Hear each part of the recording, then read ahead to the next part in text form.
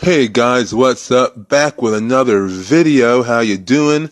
And today I want to talk about something. Well, I was going to talk about something else, but other things have been on my mind and I've been watching a lot of other stuff. So whatever I was going to talk about, fuck that. We can get that out of the way.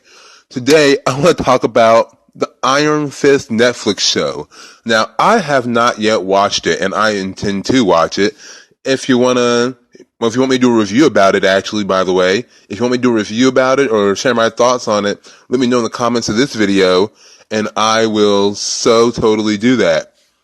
Anyway, so currently, and I don't know if it's changed yet, but last time I checked a couple days ago, Iron Fist sits at a 0% on Rotten Tomatoes from critics, which is shitty.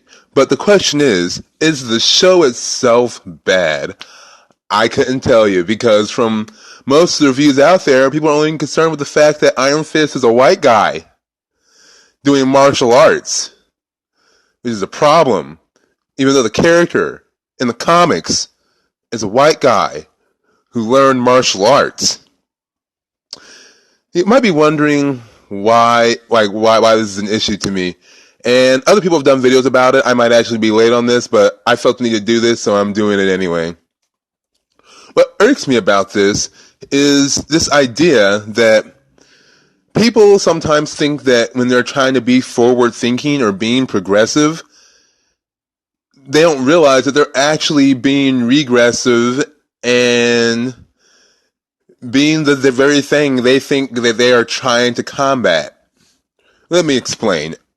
Alright, so, and I knew about this for a little while too. It was happening like last year and a little bit before that, I think, but people tried to petition to get Iron Fist made into an Asian instead of a white guy because they thought it would play against the old Hollywood stereotypes and the tropes of, the white savior, which I'll get into that later about why I personally think that's some bullshit. But they thought that it wouldn't change the narrative much, and there was no harm in making Danny Rand an Asian. Except for the fact that on one point, it would change the entire narrative because it changes the whole point of the story. The point of the story is that Danny Rand loses his parents. He ends up in China. He finds himself in this mystical Chinese city where he learns martial arts. Not only that, he learns Chinese culture. He learns about the way they live. He learns their language. He learns how to live as one of them. And yes, it's a typical fish out of water story. But I think in this day and age, in this environment, we've twisted the idea of what a fish in the water story is supposed to teach us. A fish out of water story isn't about someone stealing from another culture or someone diminishing the value of another culture. A fish out of water story is about someone finding themselves in a place nothing like anything they've ever seen before, nothing like where they're from, and not only learning how to integrate and assimilate into a foreign culture, but also to appreciate and love that culture as their own, to find something beautiful in something they never knew a thing about. That is what makes the fish out of water story such a beautiful story. It's not about someone stealing someone's culture. It's not about someone appropriating or taking away from the values of those cultures for those people. It's about someone learning about things they never knew about, or learning about a world perspective or a world view they had no clue on, and finding appreciation and love for it. Secondly, though, is that by claiming that you're upset that he's white learning martial arts, you're also being condescending and racist towards Asians. Let me explain. So, you're mad that Danny Rand is white in a show about martial arts, and you think that's cultural appropriation or insensitive because here comes this white guy learning the art of the Asians and then excelling at it and possibly even being better at it than Asians. Now, here's the thing. People are not bound by their skin color. I know, it's fucking crazy, right? People are individuals. So when it comes to, martial arts or salsa dancing, quilt making, potato stew, whatever, it's not your capability of learning and mastering or becoming skillful at it is not based on what skin color you have. It's based on talent, hard work, and the ability to persevere and learn. So that's like saying that me, as a black dude, can't be a better salsa dancer than a Hispanic person if I learned salsa by virtue of the fact that I'm black and that person's Hispanic. So because they're Hispanic, they're just automatically good at salsa dancing. You see what I'm saying? Like, you see the implications you're making? Because if you get mad that this show's about a white guy learning martial arts from Asians, because you say that's a stereotype. But if you cast an Asian in a show about martial arts, that's also giving into the stereotype that all Asians know martial arts. So it's a no-win situation. So what do? Do you tell the story about the kid who wasn't Asian, who finds himself in an Asian location and integrates himself into their society, into their way of life? Or what? Do you tell the story about some Asian guy who goes to China to learn how to be more Asian? What the fuck? But set all that aside. What gets me about it is that some of the people who complain about this are people who have never read Iron Fist. They're probably not even going to watch the Netflix show. They're just complaining about it to have something to complain about so they can virtue signal and look like they care about the plight of the Asian community. They don't care.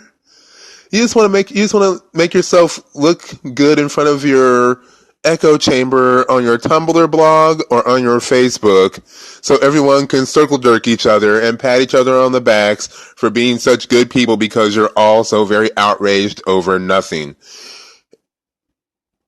The thing you should care about is the story good? Is it a good story? Does it tell a good tale? Does it really honor its culture? Or the culture that it's portraying? Are the characters good, well-rounded characters? Are they interesting characters? I mean, this is just my opinion, but I figure those are things that matter in a fictional story. Oh yeah, by the way, it's a fictional story. It was a story created by someone out of nothing. It's all made up. Also, I read this in an article about how,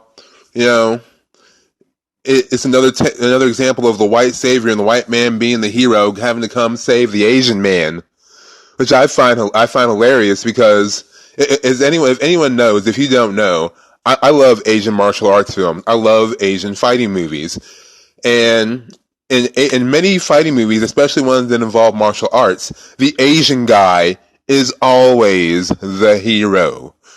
Most of the time, it's the Asian guy coming to save his village or save his community or save other Asian people, or it's the Asian guy saving the American people. The Asian guy in martial arts movies is the hero. I mean, we have exceptions like Chuck Norris and, Ralph Macchio and the Karate Kid, but mostly, in most Asian films, the Asian guy is the hero. And also to say that there aren't many lead Asian heroes, or the Asian guy isn't portrayed as a hero, shows how little you know about film or how few films you have seen. I mean, just off the top of my head right now, because none of this is scripted, by the way, I can name Chow Yun-fat, Jet Li, Jackie Chan, Donnie Yen, that guy from the Raid movies whose name escapes me right now. But there you go. I just named five off the top of my head. Not only that, you have Lucy Liu. You have Zhang Ziyi. You also have Margaret Cho. Well, Margaret Cho doesn't count. Never mind. She's not an action star. But you get my point. There are at least in America, several Asians who have had lead roles in many things, including action films, and have been portrayed as the heroes many times. And also, if you look at the Chinese or Japanese film catalog, there are literally hundreds, probably thousands of films produced, written, starring Asians in it. It's not like Asians are being boxed out of the film market. If anything, the people who are getting outraged about this, I don't think they've ever actually watched a film that's not made in America. In fact, it makes me wonder if they've ever experienced anything from a culture outside of America, and if their whole worldview is based off how they view just America. And I think the rest of the world functions that way. And the only media they take in is American media. They've never watched a French film. They've never watched Japanese movies or Japanese cartoons. They've never seen, BBC shows. I don't think these people have ever watched anything outside of what comes on American television and in American media. So they have this completely skewed view of how the world works. All right. I'm going to end it there because I don't want to drag this on forever. I don't want to just be ranting and raving. I just wanted to make that point that, listen, it's not that big a deal. In fact, if anything, stories like this highlight what people always talk about, because you always hear everyone talking about multiculturalism, wanting to be more multicultural, bringing in more cultures, and then you make a show about someone who learns and embraces from another culture, and then you get mad because it's about someone who's not from that culture becoming part of that culture. What? Let me know what you think in the comments. All right. Do you agree, disagree? Do you like what I said? Did you hate what I said? What are your thoughts on it? Please tell me. I want to know. I want to have a conversation. If you like this video, please hit that like button. I would greatly appreciate it. And also, if you want to get more videos from me, get more of my content, stay up to date, hit the subscribe button. Turn it from a red to a gray. I know you can. And until next time, my pop freaks, this is your pop culture analyst, and peace.